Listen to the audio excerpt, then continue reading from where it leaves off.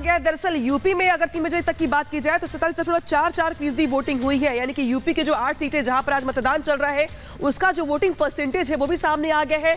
47.44% यहां पर वोटिंग हुई है, यानी कि 3 बजे तक जो अगर बात की जाए तो कुछ सीटें ऐसी हैं जहां पर रुझान ज्यादा दिखाई दे रहा है, जबकि कुछ जगहों पर अगर बात की जाए तो वोटर्स थोड़ा कम घर से निकले हैं। लिहाजा जो अब तक का वोटिंग परसेंटेज सामने आया है वो आया है 47.44% वोटिंग हुई है यूपी में।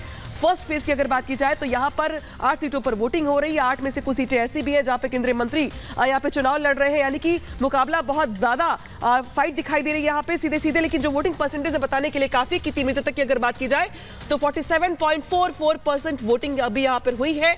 बाकी जो अन्य राज्य है उसके आंकड़े धीरे धीरे आ रहे हैं, कुछ जगहों पर छुटपुट यहां पर घटनाएं भी हुई है, झड़प भी हुई। इस बीच यूपी का जो वोटिंग परसेंटेज है वो है 47.44 वोटिंग परसेंटेज।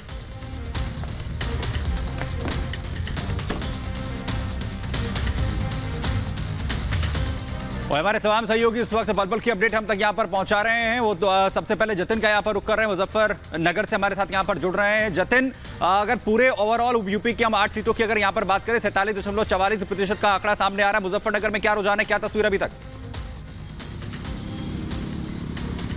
आज बिल्कुल देखिए, मुजफ्फरनगर की जब हम बात करते हैं तो दोपहर 3 बजे तक मुजफ्फरनगर में 45% जो मतदान है वो किया गया है। हालांकि 2 बजे से लेकर 3:30 बजे तक हम जिन जिन पोलिंग स्टेशन पर गए वहां पर लोग आ तो रहे थे, लेकिन वैसी तस्वीर नहीं थी जैसी सुबह से देखने को मिल रही थी। लेकिन अब 4 बजे के बाद एक बार फिर से जो लोग हैं वो मतदान के लिए आगे बढ़ रहे हैं, तो संभवतः 6 बजे तक बड़ी संख्या में लोग जो है मुजफ्फरनगर पहुंचेंगे, पोलिंग स्टेशन पहुंचेंगे। और हमने देखा कि बड़ी संख्या में युवा भी इसमें साफ तौर पर शामिल थे। तो उम्मीद इस बात है कि जो वोटिंग परसेंटेज है वो बढ़ेगा। लेकिन सुबह से ही मुजफ्फरनगर में गर्मी थी, और गर्मी सिर्फ मौसम में ही नहीं थी बल्कि जो प्रत्याशी थे चाहे वो बीजेपी के हो सपा के हो उनके बीच भी गर्मी थी। इस तरीके के आरोप भी लगे कि बूथ कैप्चरिंग जो है वो की जा रही है, लेकिन अभी तक कोई भी घटना मुजफ्फरनगर में नहीं हुई है। काफी संवेदनशील ये सीट मानी भी जाती है इस लिहाज से, लेकिन अभी तक कोई भी ऐसी घटना नहीं हुई है। कुछ लोग हैं, बात करेंगे। मतदान किया आप लोगों ने? हमने मतदान किया है। क्या मुद्दे इस बारी थे जब आप वोट डालने जा रहे थे? हमारा सबसे बड़ा मुद्दा है राष्ट्रहित में मतदान करना है, बस यही हमारा मुद्दा है। लग रहा है कि और लोग निकलेंगे, काफी कम परसेंटेज रह रहा है, 45% ही हुआ। नहीं, जीतेंगे, बिल्कुल जीतेंगे, जीतेंगे बिल्कुल। आपने डाला, मतदान डाला? जी डाला। क्या मुद्दे हैं इस बारी मुजफ्फरनगर के, क्या मुद्दे हैं? बीजेपी की सरकार आएगी फिर दोबारा। क्या था, मतलब क्यों ऐसा क्यों लगता है कि आपको कि इनकी सरकार? वोट तो खराब करने से कोई फायदा नहीं है, जब वोट सही जगह डालोगे तो कामयाब होगी। और लोगों से हम बात करने की यहाँ पे कोशिश करेंगे। आप देखेंगे कि युवा भी हैं, क्योंकि एक व्यस्त चौराहा भी है। मतदान किया आप लोगों ने यहाँ पे? आज मतदान किया आप लोगों ने? जी भैया किया है। क्या मुद्दे थे, लोकल मुद्दे क्या है, किन मुद्दों पर वोट डाला गया है? भैया बस काम ही अच्छा होना चाहिए अपने पार्टी के लिए, अपने देश के लिए, अपने ज़िले में अच्छा काम होना चाहिए, देश में काम होना चाहिए, और उसी को लेकर लोगों की सोच है। वोट डाल के आए सर आप? हाँ, वोट डाल का है। बिल्कुल, यानी जो उत्साह है लोगों का वो जरूर देखने को मिल रहा है, और ज्यादातर लोगों का साफ तौर पर ये कहना है कि विकास के लिए अपना वोट जो है वो कास्ट करने के लिए पहुंचे। जतिन, वापस आपके पास लौटे। वहीं अमरोहा की रैली में आज प्रधानमंत्री नरेंद्र मोदी ने विपक्ष पर किस तरीके से जोरदार हमला बोला है वो भी आपको सुनवाते हैं। आपने नाम सुना होगा, अयोध्या में एक अंसारी परिवार है। 2 पीढ़ी से ये अंसारी परिवार हिंदुओं के खिलाफ अदालत में जंग लड़ रहे थे, बाबरी मस्जिद के पक्ष में जंग लड़ रहे थे।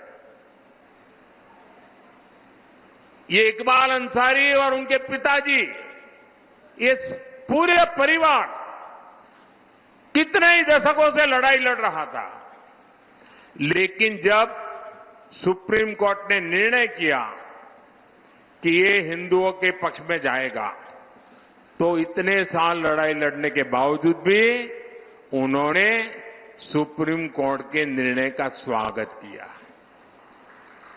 जीवन भर लड़ाई लड़े थे। इतना ही नहीं, जिस समय राम मंदिर के शिलान्यास का कार्यक्रम था, तो ये राम मंदिर के जो ट्रस्टी है वो हर एक के गुनाह गलतियां माफ करके सबको प्यार से निमंत्रण दिया। और आपको जानकर खुशी होगी, ये अंसारी जी स्वयं शिलान्यास के कार्यक्रम में मौजूद रहे। जीवन पर लड़ाई लड़े थे, मौजूद रहे। इतना ही नहीं, अभी जब प्राण प्रतिष्ठा का कार्यक्रम था तो ट्रस्टियों ने उनको भी निमंत्रण दिया, जैसे कांग्रेस के नेताओं को दिया था, सपा के नेताओं को दिया था, इंडी गठबंधन वाले सभी नेताओं को दिया था, अंसारी को भी दिया। जीवन भर हिंदुओं के खिलाफ कोर्ट में लड़ते रहे, बाबरी मस्जिद के लिए लड़ते रहे, राम मंदिर के विरुद्ध लड़ते रहे, लेकिन जब प्राण प्रतिष्ठा का निमंत्रण मिला तो वो हंसी खुशी के साथ आकर के सुप्रीम कोर्ट का सम्मान करते हुए इसमें हिस्सेदार बने।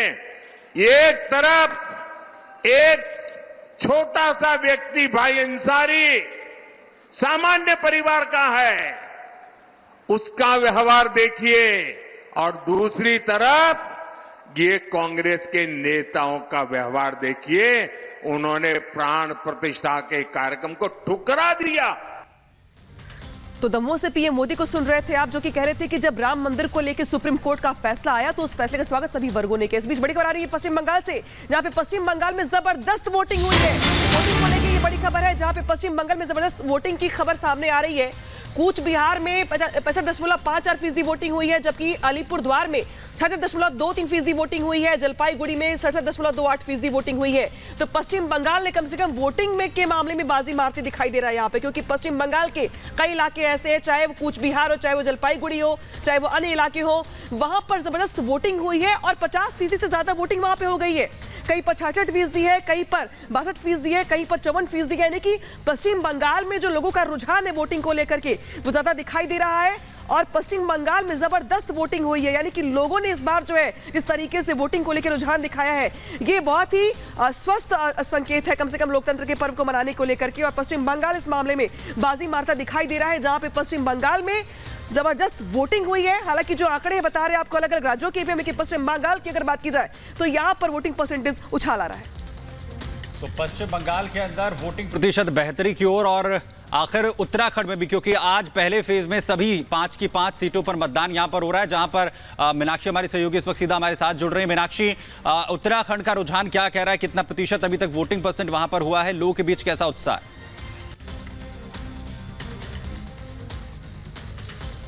बिल्कुल, देखिए सुमित, अगर हम लोगों के बीच में उत्साह की बात करते हैं तो लोगों में उत्साह है। और देखिए अभी भी वोटिंग करने के लिए इक्के दुक्के लोग आ रहे हैं, क्योंकि ज्यादातर जो मतदान करने वाले लोग हैं वो सुबह आकर के मतदान करके अपने मताधिकार का प्रयोग करके जा चुके हैं। यहाँ के लोगों से अगर हम बात करें तो उनके मुद्दे अगर हम समझते हैं तो वो मुद्दों के लिए विकास का मुद्दा कहते हैं। हम उनसे बात भी करते हैं और जानते हैं। आज आप लोग यहाँ पर वोट करने के लिए आए हैं, क्या मुद्दा है आप लोगों का?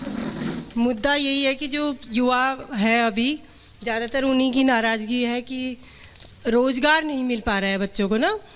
हमारा भी ये है कि हमारे बच्चे हैं आगे, उनको अच्छा सा रोज़गार मिले, अच्छी शिक्षा मिले, मेन मुद्दा यही है। बाकी चीज़ें क्या लगता है कि यहाँ पर किसकी हवा है उत्तराखंड में? उत्तराखंड में तो ये हम बता नहीं सकते, लेकिन हम मोदी जी का समर्थन इसीलिए करते हैं कि जैसे मोदी जी बोलते हैं सबका साथ सबका विकास, तो वैसे ही हमारे बच्चों के हमारे बारे में भी सोचे। हम भी अभी मतलब हम कर सकते हैं अप्लाई, अभी हमारी इतनी एज नहीं हुई है कि हम अप्लाई नहीं कर सके।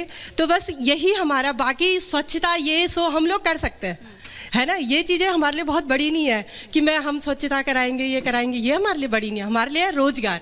अगर हम सब अच्छे खासे पढ़े लिखे हैं तो हम यही चाहते हैं। तो उत्तराखंड में क्या पलायन का मुद्दा भी हावी रहेगा इस इलेक्शन पे? ज़्यादा, बहुत पलायन। तो हम अभी गांव से आ रहे हैं, हमारा जो गांव है वहाँ से आ रहे हैं, तो वहाँ पे सब लोग अभी वहाँ पे देवी का जो पाठ हुआ था सिर्फ उसी के लिए गाँव आए, बाकी सब रोजगार के लिए। कोई कंपनी में है, कोई होटल में, सबकी नाराजगी यही है कि नहीं जी हम तो कांग्रेस को वोट देंगे। क्यों वोट दोगे? क्योंकि रोजगार, बस एक ही मुद्दा है। बाकी मोदी जी ने सब कुछ किया और हम चाहते हैं कि बस जो एक ये कसर है ये भी पूरी हो जाए तो बहुत अच्छा हो जाए।